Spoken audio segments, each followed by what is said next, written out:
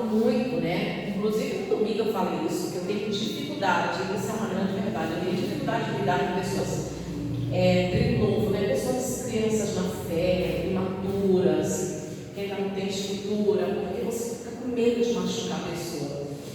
E eu admiro tanto a maturidade que eu encontrei uma pessoa na Bíblia que é um exemplo de maturidade, esta mulher. E eu já começo dizendo para você que a Bíblia não fala o nome dela, nós não sabemos qual é o nome dela, e isso tem um significado maravilhoso.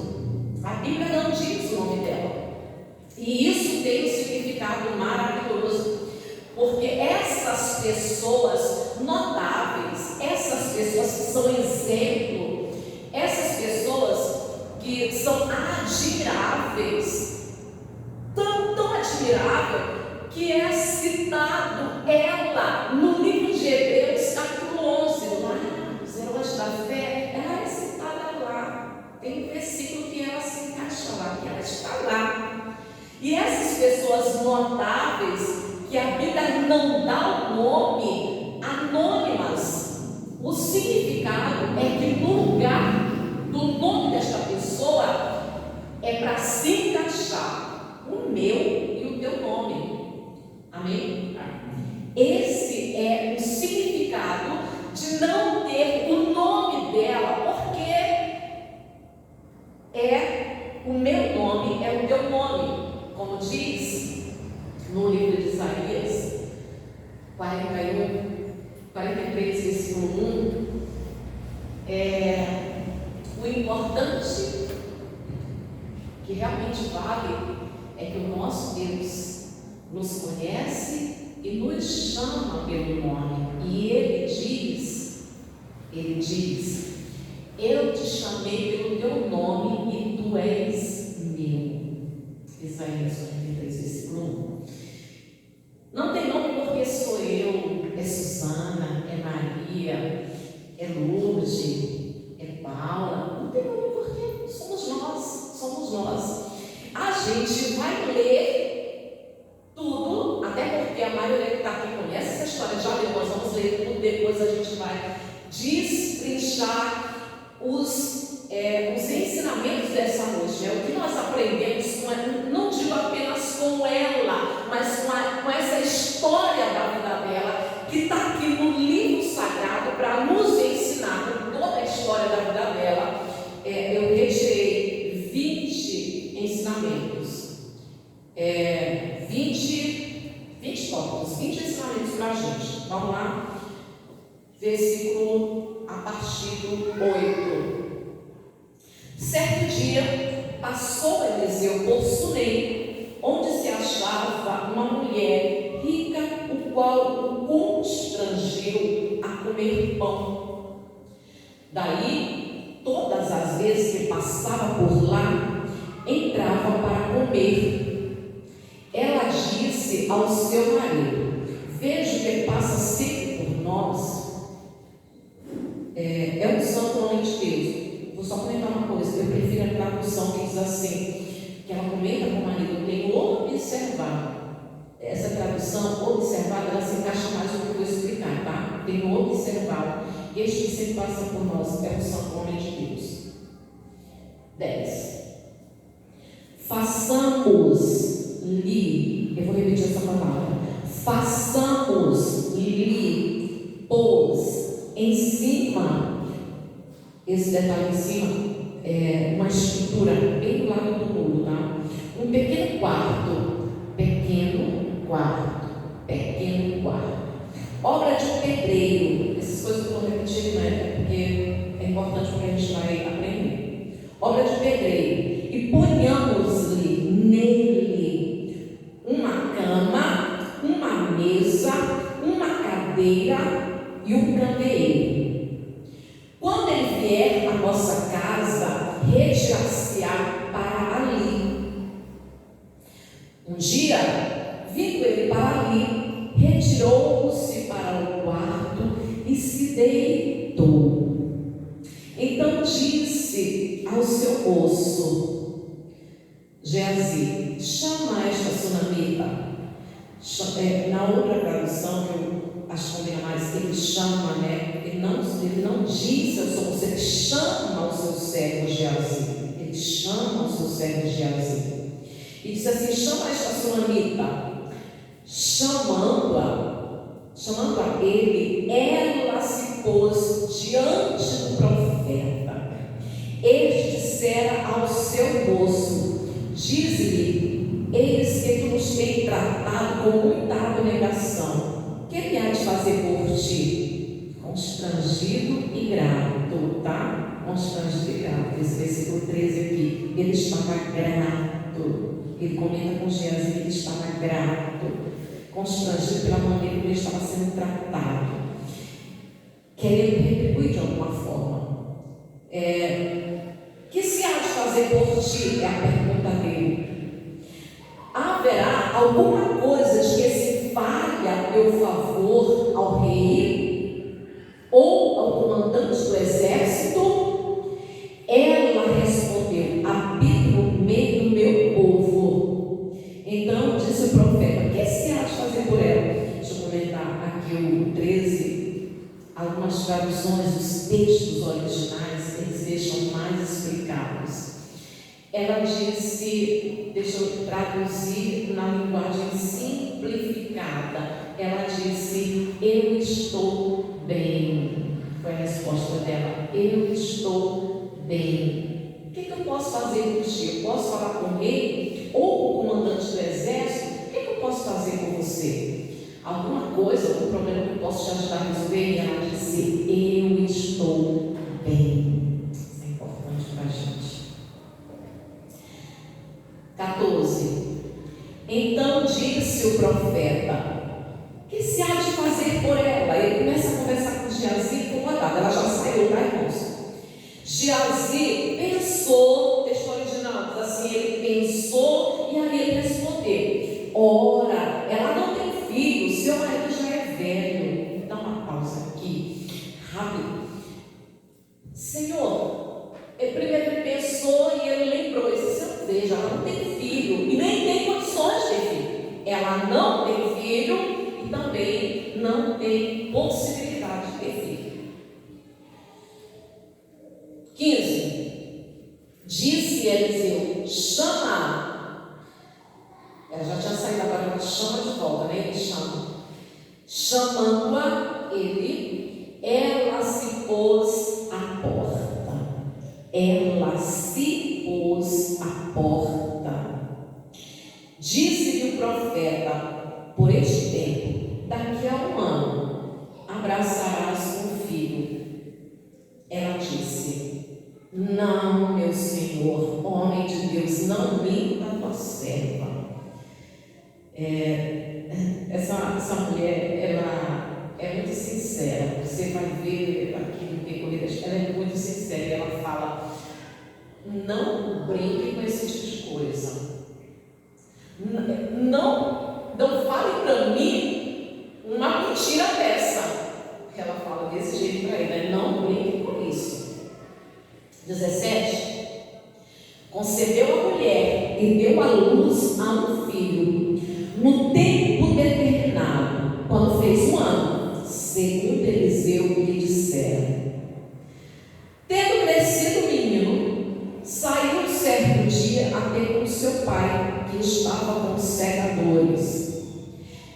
Foi visitar o pai. Só que quando chegou lá, ele começou a sentir uma dor de cabeça. Com 19, disse ao seu pai: ai, a minha cabeça. Então o pai disse ao seu moço: leva-o à sua mãe. Então ele começou a reclamar de uma dor de cabeça, a gemer. No 20, ele tomou e levou a sua mãe, sobre cujos joelhos ficou sentado até ao meio-dia e morreu.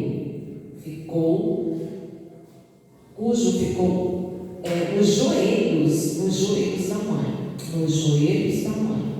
21. Chamou a seu marido e lhe disse: manda-me moços e uma das jumentas, para que eu corra ao homem de Deus e volte. Perguntou ele: por que vais a ele hoje? Perguntou ele: por que vais a ele hoje? Não é dia de festa, da lua nova, nem sábado. Ela disse: não faz mal. Ou seja, não era uma data que costumava ter cerimônias especiais, que era quando ela ia, tá? 24. Então fez ela albardar a jumenta e disse ao moço: guia e anda, não te detenhas no caminhar, senão quando eu te disser. Vai, não para. 25, só para quando eu te mandar. 25. Partiu ela, pois, e foi ter com o homem de Deus ao monte Carmelo. Vendo-a de longe, o homem de Deus disse a seu moço: eis aí a jumenta. Deixa eu comentar uma coisa. Como não era uma data especial, onde costumava ter cerimônias e ela participava do Monte Carmelo, quando ele a avistou, reconheceu ela, ele se assustou, ele ficou admirado. Ele ficou tão assustado que ele disse: olha quem vem ali. E ele pede o servo Arão no nome dela. 26. Corre ao seu encontro e disse-lhe: vai tudo bem contigo, com teu marido, com o menino? Ela respondeu: tudo bem. Corre lá, pergunta para ela se ela está bem. Pergunta se o marido está bem, pergunta também se o filho está bem. Ela perguntou, ele perguntou, Geazi perguntou, e ela disse: tudo bem. 27. Chegando ela, pois, ao homem de Deus, ao monte, abraçou-lhe os pés. Então se chegou Geazi para arrancá-la, mas o homem de Deus lhe disse: deixa, porque a sua alma está em amargura, e o Senhor me encobriu, não manifestou. Eu não sei o porquê, mas ela está com a alma cheia de amargura. E o texto original fala que ela não somente abraçou, mas ela chorava. 28. Disse ela, irmãos, olha a sinceridade dessa mulher: pedi eu ao meu Senhor algum filho? Não disse eu: não me enganes? É interessante eu comentar, antes da gente continuar e ir para o estudo, que ela fala dessa forma com o homem de Deus, que não tinha os mesmos ensinamentos que eu tenho e que você tem, de como agir hoje, na graça. Por que eu estou falando disso? Também não vou entrar nesse assunto profundamente, que não é para hoje, mas só para comentar que Eliseu, ele era um homem um tanto ríspido. Por quê? Irmãos, ele só estava passando e os meninos começaram a chamar ele de careca. Ele amaldiçoou, saiu azul, se matou os meninos. 40 crianças, 40 meninos, 40 moleques. Para você ver quem era Eliseu. Mas ela chega para ele e com amargura de alma, ela não faz meio caso, ela não, sabe, não dá volta, não procura um jeitinho para falar. Ela fala: eu te pedi algum filho, eu não falei, o Senhor não mentiu para mim, não me enganar. Voltando. 29. Disse o profeta a Geazi: cinge os lombos, toma o meu bordão contigo e vai. Se encontrares alguém, não o saltes, e se alguém te saudar, não lhe respondas. A instrução foi dada direitinho, irmãos. Põe o meu bordão sobre o rosto do menino. Como o homem de Deus, ele deu a instrução tudo direitinho.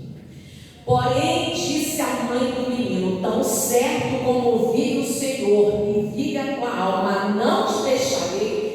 Então ele se levantou e a seguiu. Voltar para casa eu não volto. Enquanto o Senhor não for lá, eu não saio daqui. não saio daqui sem o Senhor. O Senhor vai ter que ir. Estava decidida, né?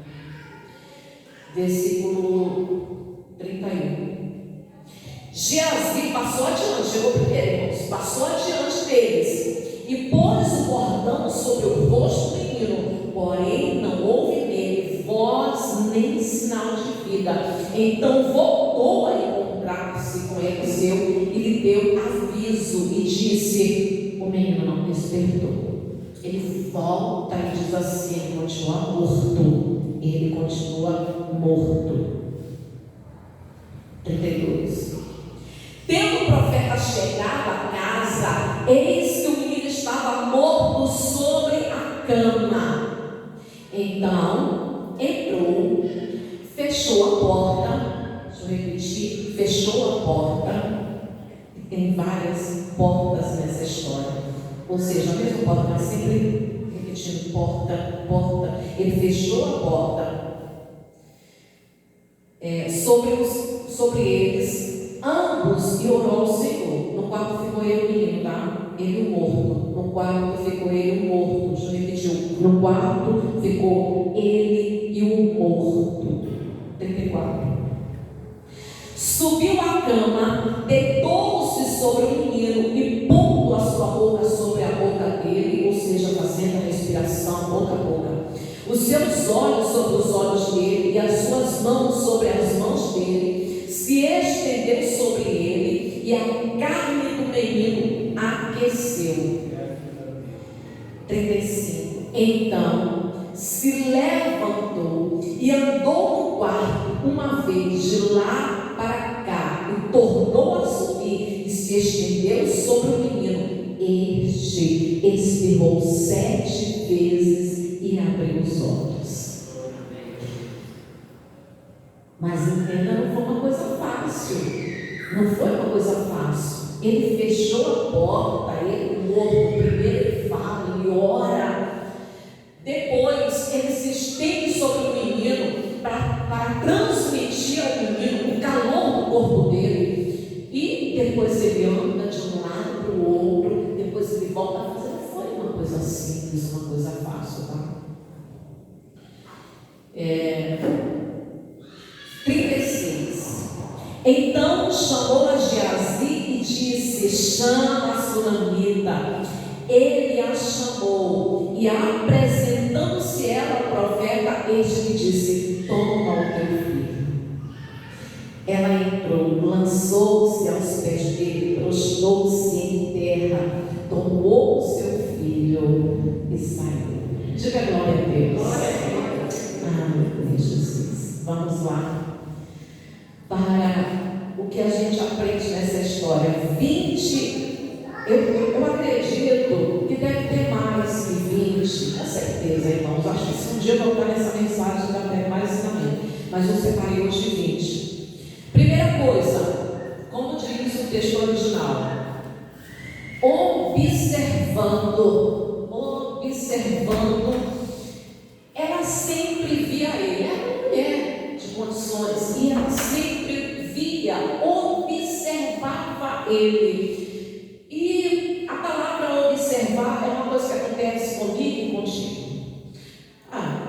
Todo mundo é curioso, todo mundo quer saber da vida de todo mundo, mas quando você é cristão, quando você é de Deus, desperta mais curiosidade. As pessoas nos observam para pegar uma falha ou para se inspirar. Alguns é para pegar uma falha, para ter o que falar, outros é para se inspirar, mas sempre tem pessoas nos observando, sempre tem pessoas nos observando. E ela observava ele, e depois de observar, ela conheceu. Depois de observar, ela chama ele para fazer uma refeição na casa dela.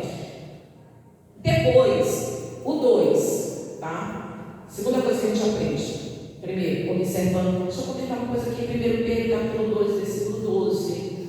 Sobre essa questão de observar. Alguns é para se inspirar. Irmãos, por favor, sempre tem se inspirando. Às vezes é filho, às vezes é irmão.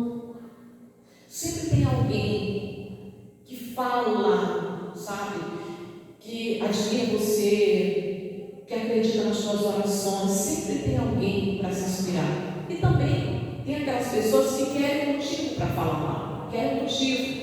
E tem aquelas pessoas que, mesmo sem ter um motivo, pode acontecer de por não saber da tua vida, ela sai falando mal. Mas, segundo Pedro capítulo 2, versículo 12, diz o seguinte: que a gente tem que proceder de forma digna entre as pessoas lá fora, para que, se acontecer de falarem mal de nós, fiquem envergonhados pelo nosso proceder, e assim, no dia da visitação, glorifiquem a Deus.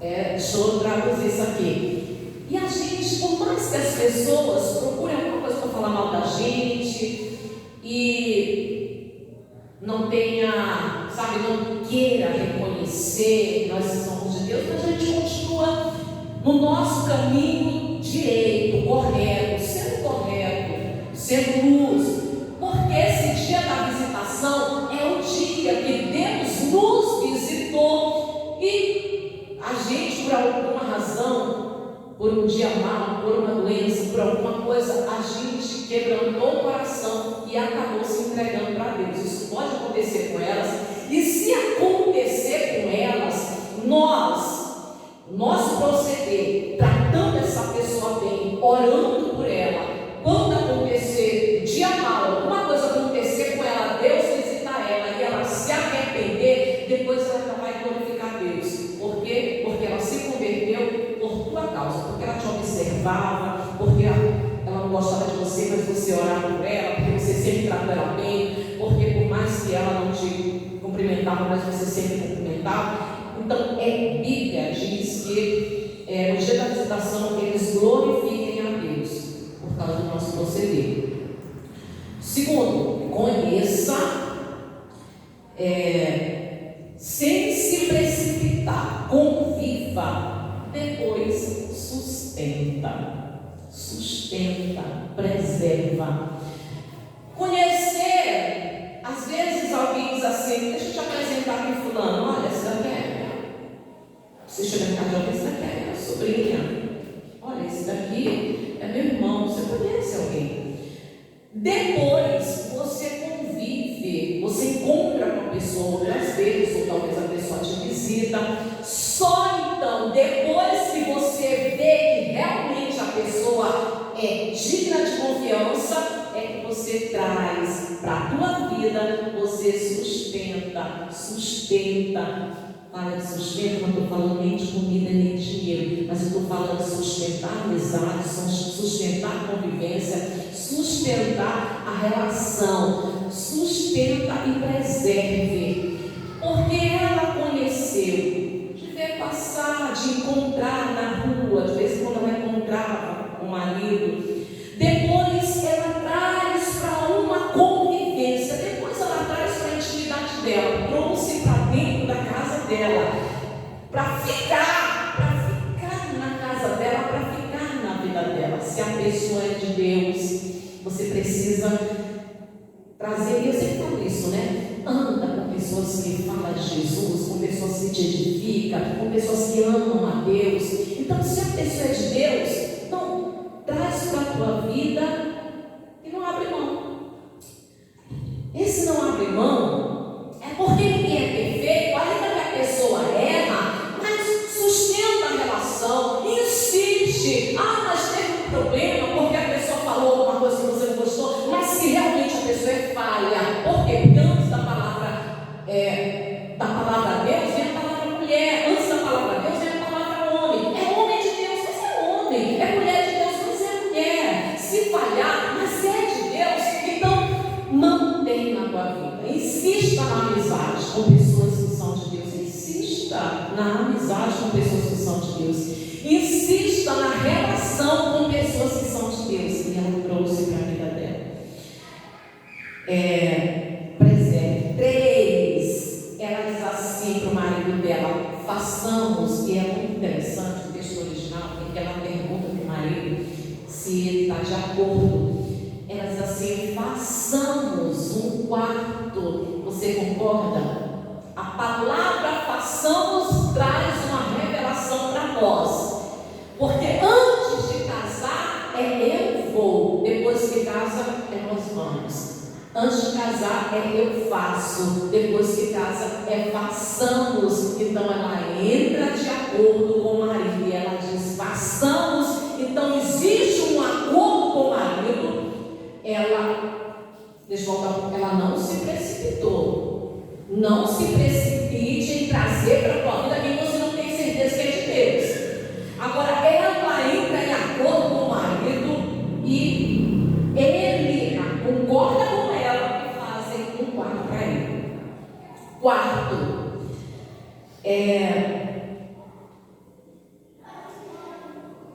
Quarto, homem de Deus. Homem de Deus. Ele era um homem de Deus. Como foi que ele se comportou na casa dela? O que ele falava? E volto a dizer para você, Eliseu,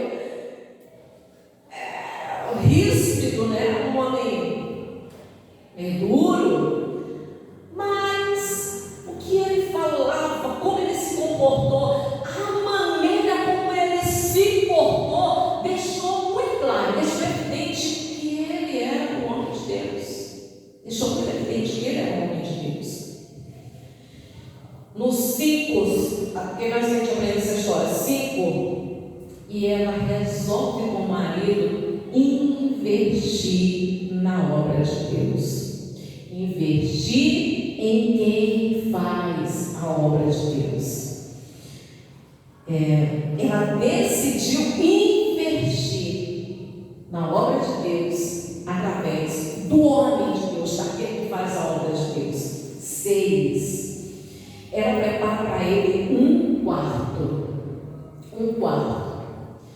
Quarto é lugar de intimidade. Quarto é lugar de privacidade. E essa mulher considerou que era preciso, era importante para ele ter privacidade e a intimidade dele.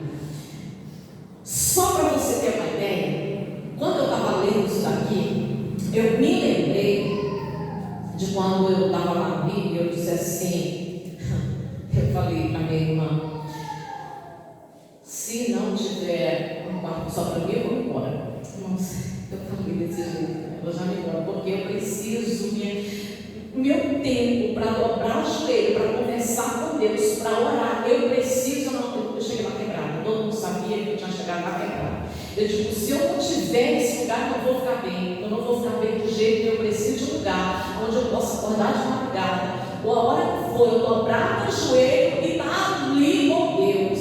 Essa mulher, ela entendeu que aquele homem precisava de privacidade. E o quarto é lugar de privacidade, tanto para você que é sozinho, como principalmente para você que é a tua família. E eu sempre considerei isso muito importante e estou bem aberto para conversar com vocês. Uma coisa que eu nunca abri mão na minha vida, sabe o que foi? Eu nunca abri mão do meu marido poder ficar em casa sem camisa. Porque quando você coloca sempre alguém dentro da tua casa, eu nunca fiz isso. Eu era 24 anos casada, eu nunca tive essa amiga para estar socada na minha casa, para estar todo dia, para estar toda semana. Eu nunca tive isso. E eu nunca quis. Para mim, eu sempre considerei, sério, irmãos, o Espírito Santo aqui, eu sempre considerei muito importante meu marido poder ficar à vontade dentro de casa, minha família poder ficar à vontade dentro de casa. Privacidade, coisa triste quando você não tem privacidade. Quando você não tem privacidade, não tem liberdade e quando você não tem intimidade. Considero que quem tem filhos pequenos, que programem, eu sei que tem pessoas que estão me ouvindo agora, quem tem filhos pequenos, que programem o mais breve que os filhos pequenos possam sair da cama do casal, porque a intimidade do casal é importantíssima. Importantíssima. importantíssima. A privacidade e a intimidade. A Bíblia diz: mas tu, quando orares, entra no teu quarto, fecha a porta e fala com teu pai que está no céu, e o pai que está no céu ouvirá a oração. Se congregar é importantíssimo, até porque o se congregar ficou para a igreja de Cristo. E a igreja de Cristo tem uma promessa que em breve o nosso Senhor rasgará os céus e nos buscar. É importantíssimo se congregar e fazer parte da igreja de Cristo, mas tenha sua privacidade, também não deve se abrir mão. Poder fazer uma coisa que eu também sempre considerei muito importante: o casal poder dar as mãos e orar. Em situações difíceis da vida, poder orar. E a oração da concordância, ligando na terra, é ligado nos céus. A oração da concordância, onde dois concordam, ligam na terra, e o casal. Isso é muito importante. Em situações difíceis, em situações que precisam de uma solução, de uma intervenção divina, poder dar as mãos e orar, interceder a Deus, os dois ali junto.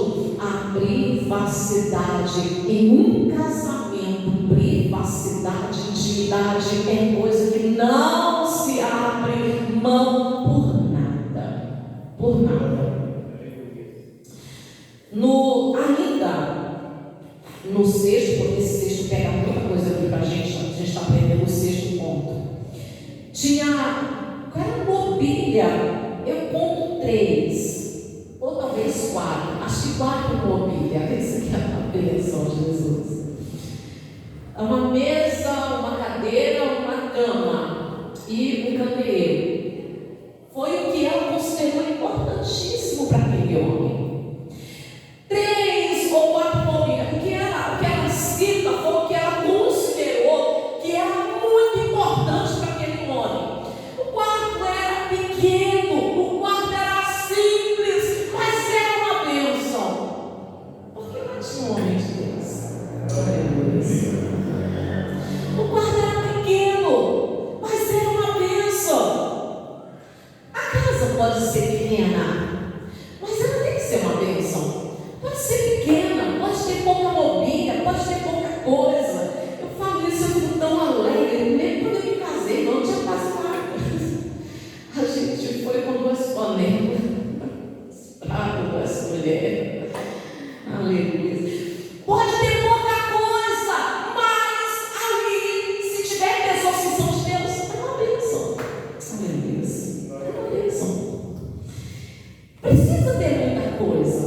O quarto era pequeno e tinha pouquíssimas mobílias. Não precisa ter muita coisa. Assim também a igreja. Ainda que não tenha luxo, não tenha nada, seja pequena e simples, se tem a presença de Deus, é uma bênção. É uma bênção. Se a tua casa tem pessoas de Deus, não importa se não tem luxo, tua casa é uma bênção. Tua casa é uma bênção. E considere que o importante é o lugar que você se instalou, seja uma bênção. Ainda no mesmo, ainda estamos no 6. Ali ele estava instalado, acomodado e tinha privacidade. Ali ele podia dobrar o joelho, conversar com Deus, podia chorar. Tinha privacidade. E a privacidade, essa mulher que sou eu e é você, ela entendeu que ele precisava de lugar para ele ter privacidade. Ela entendeu que para ele, homem de Deus, era importante ter privacidade. Quarto fechado significa intimidade. Quarto fechado significa intimidade, significa o secreto. Secreto. E o secreto é muito importante, irmãos. A tua privacidade, a tua família, a tua vida com o teu marido. É importante que tenha o secreto. É importante. E eu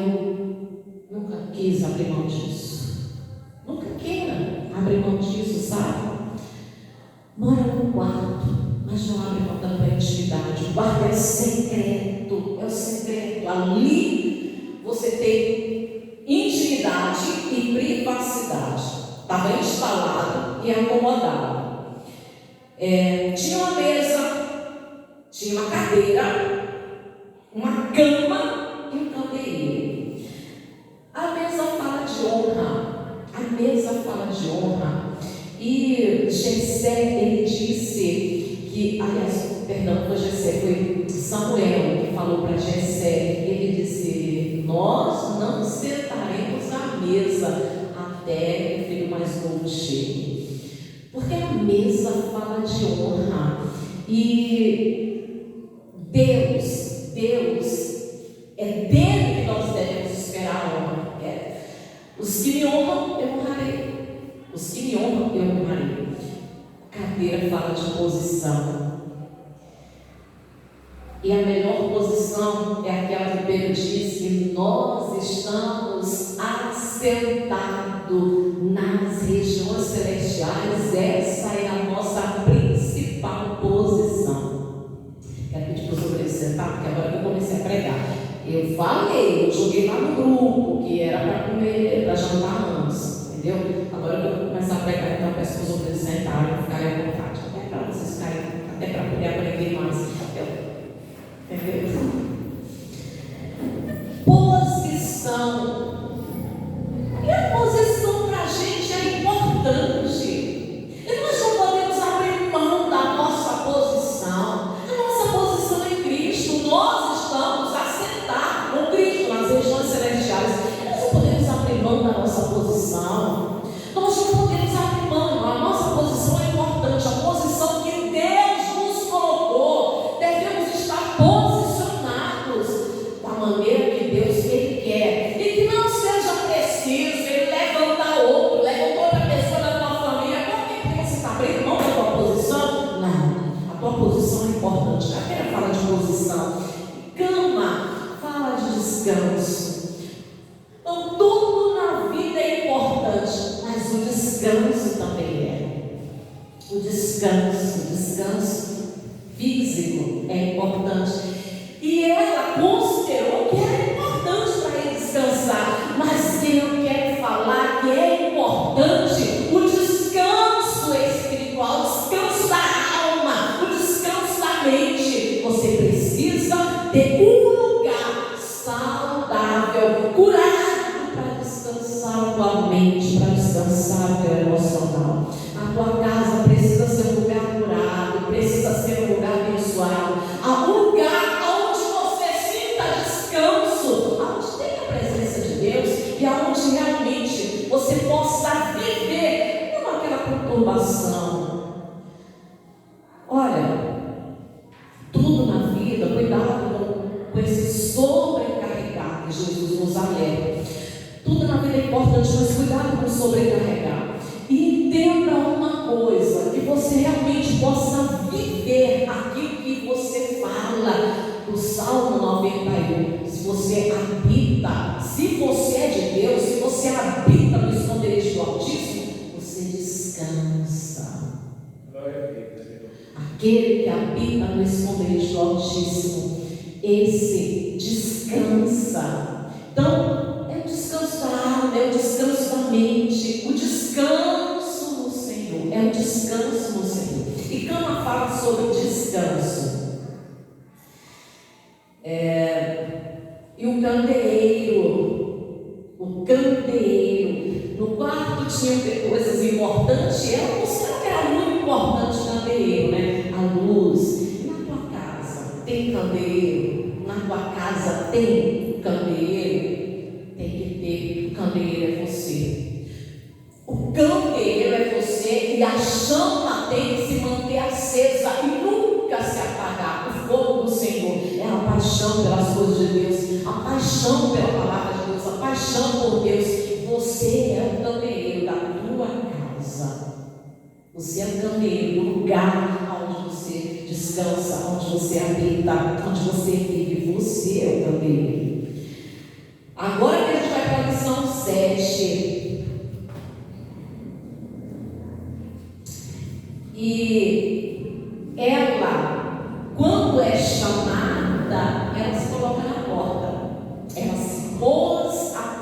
volta, ela respeita a privacidade dele.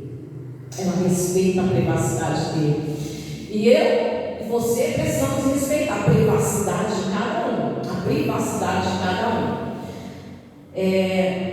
No 8 ensinamento, gratidão gera bênção. Quando eu meditei isso daqui, eu lembrei de Hebreus capítulo 13. Capítulo 13, eu não lembro agora desse. Gratidão gera bênção. O homem de Deus, ele estava tão feliz com a maneira como ela estava tratando ele, honrando ele. Ela estava honrando ele de uma tal maneira que ele é grato. Ele a abençoou, ele desejou abençoar. E um coração grato gera bênção. Por que eu lembrei de Hebreus 13? Porque ela diz assim, vou lá rapidinho para me falar exatamente como está lá, tá?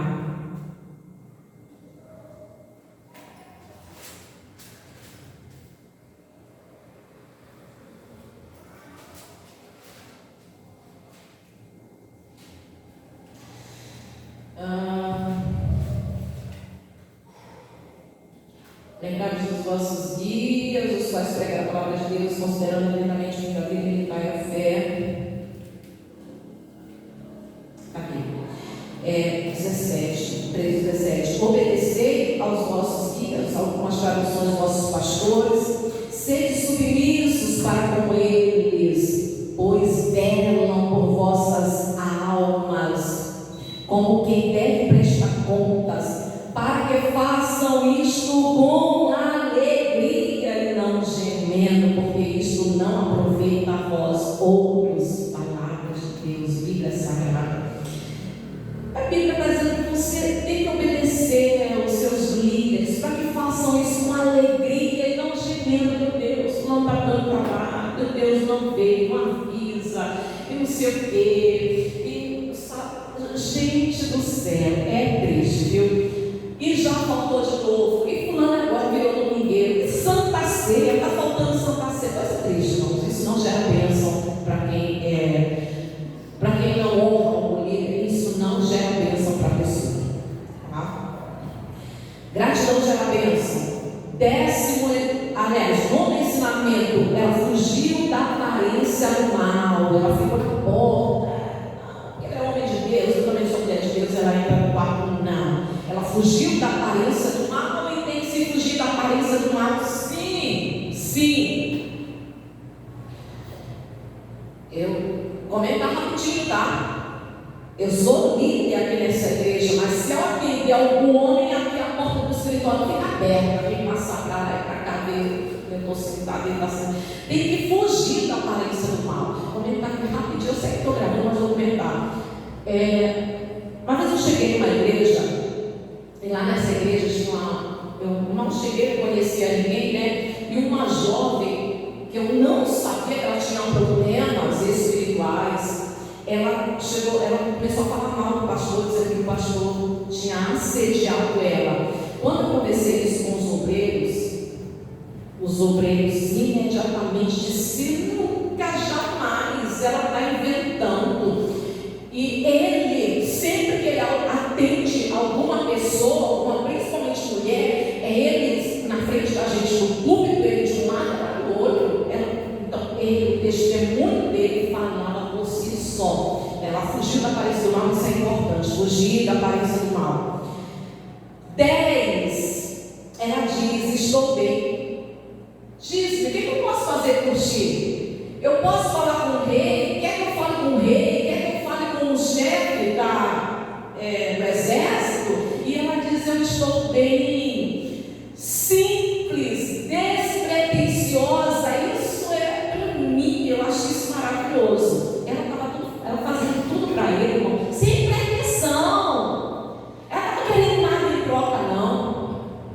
Simples. Ela estava feliz. E olha aqui, a gente já viu, mas ela estava se sentindo bem, fazendo bem para outras pessoas, mas simples, tranquila, sem pretensão. Uma mulher despretensiosa, grata, feliz. E ela disse: não, estou muito bem, obrigada, estou tranquila, estou bem.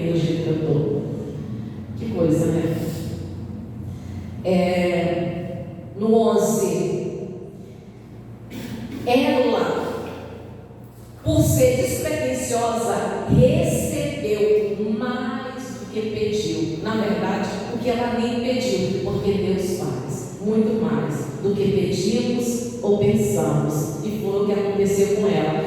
Ela recebeu o que nem pediu, ela não imaginava, ela não esperava, porque já tinha passado o tempo, então não tinha como, era impossível. Então até aquilo que ela não pediu, o ser problema de Deus, por estar honrando a Deus, por estar contribuindo à obra de Deus, Deus deu para ela aquilo que ela não pediu. Então Deus honrou aquela mulher, dando para ela um filho. Como diz o livro de Atos, mais bem-aventurado é dar do que receber. Mais bem-aventurado é dar do que receber. A palavra de Deus não mente.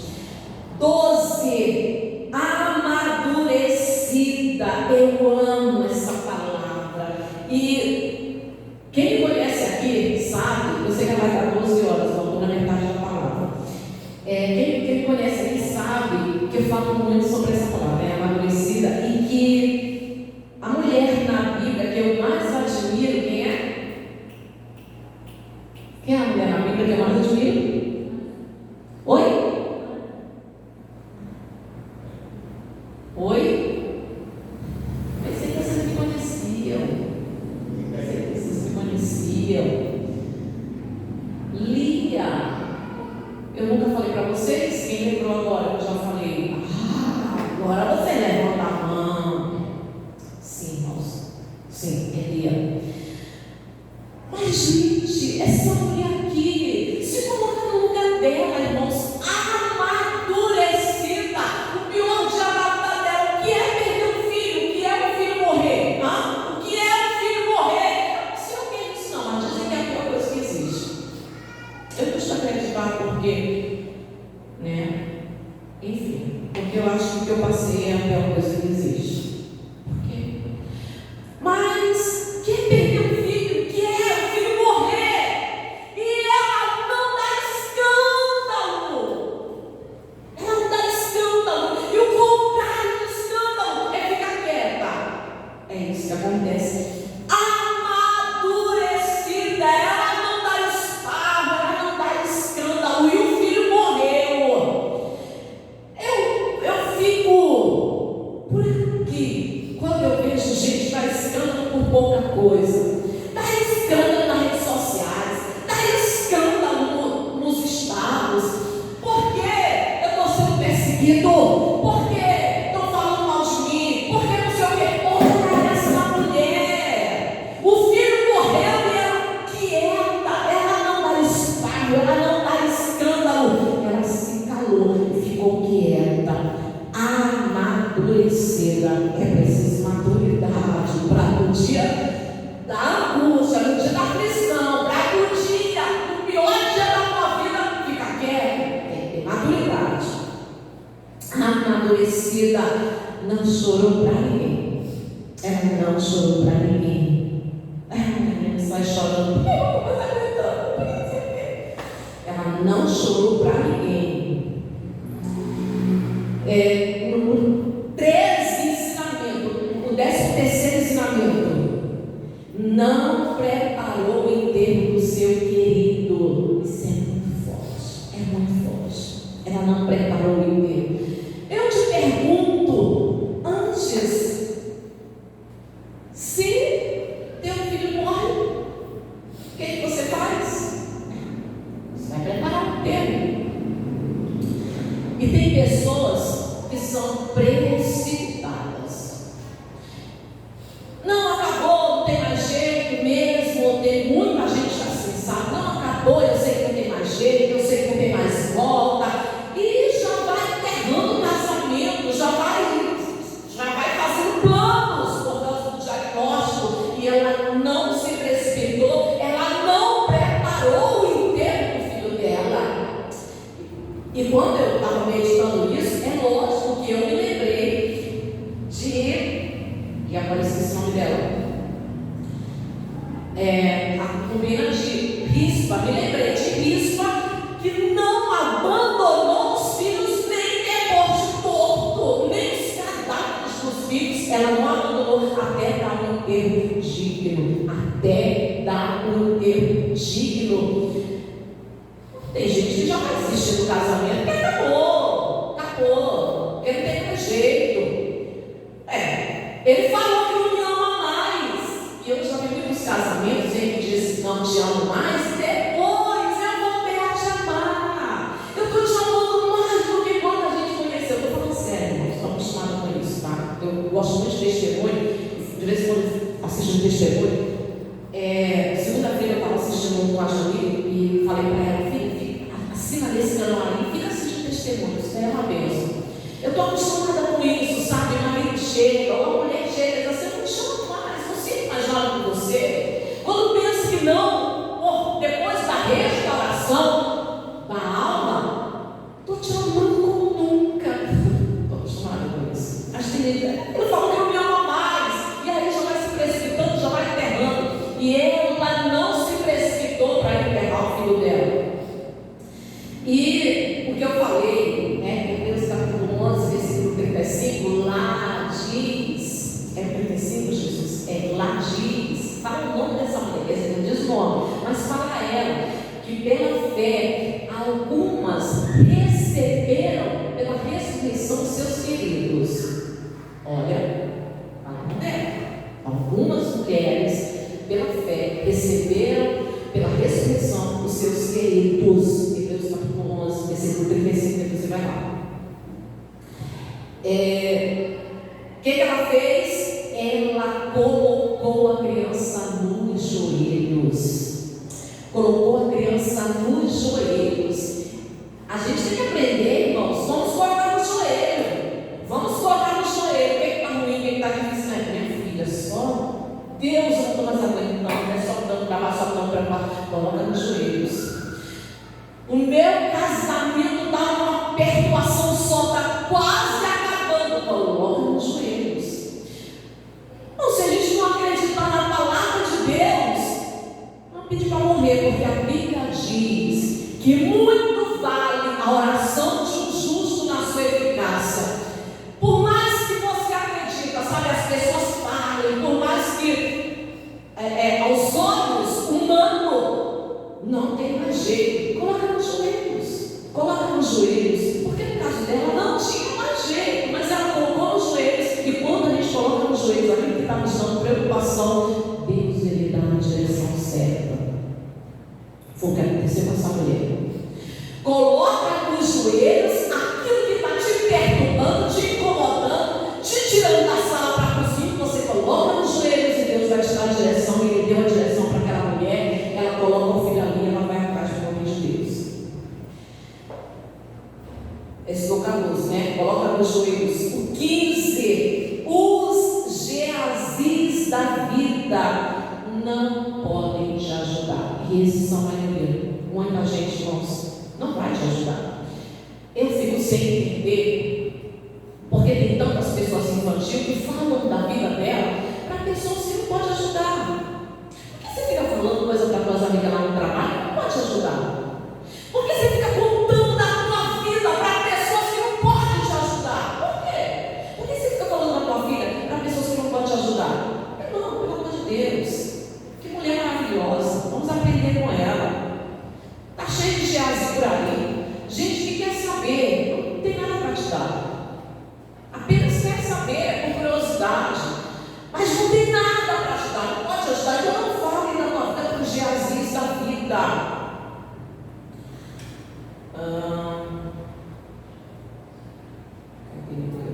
Isso. Para os Geazis da vida, que são a maioria, você fala, vai bem, tá tudo bem. E aí, como é que tá? Tá tudo bem, graças a Deus. Seja onde for, trabalho na escola, onde for, fala, tá tudo bem. Mas, me permita voltar rapidinho lá no.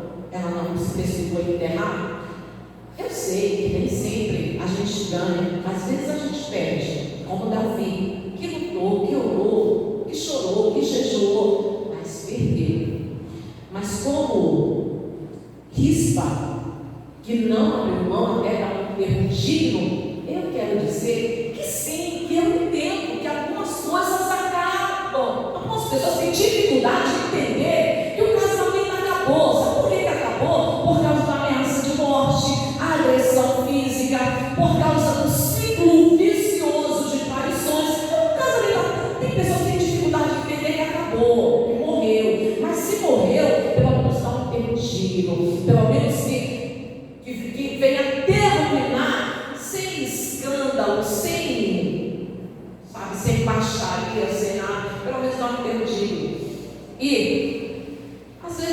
pessoa perde. E às vezes, o sexto ensinamento que a gente pega aqui é que, irmãos, ninguém é forte o tempo todo. Ninguém é forte o tempo todo. Você consegue imaginar como é que essa mulher estava? Como é que ela viajou? Como ela sai naquele jumento? Ela deixou o filho trancado. Aqui não fala, mas em algumas Bíblias aí aqui fala também. Ela deixou o filho no quarto do profeta de porta fechada. Ela fechou o seu morto. Ela trancou o seu morto. O seu morto estava no secreto. O seu morto estava no secreto. O problema que mais tira o sossego. O teu morto, seja o animal, seja o teu filho, deixa no secreto. Deixa no secreto. Ali é que você ora, você intercede. Agora ninguém é forte o tempo todo. Ninguém. E ninguém é forte o tempo todo no momento certo em que ela está diante do homem de Deus, porque ele já provou, ele já testemunhou, ela convive com ele. Ele se instalou, ela sabe que ele é o homem de Deus. Então, se você sabe que a pessoa é de Deus e aquele momento ali é o momento certo, meu irmão, ela desabou. A Bíblia e o texto original falam que ela chorava. E eu fico imaginando, ela se joga nos pés dele. Eu fico imaginando aquela mulher, como estava a alma dela. E ela foi segurando o choro. Que eu acho isso certo.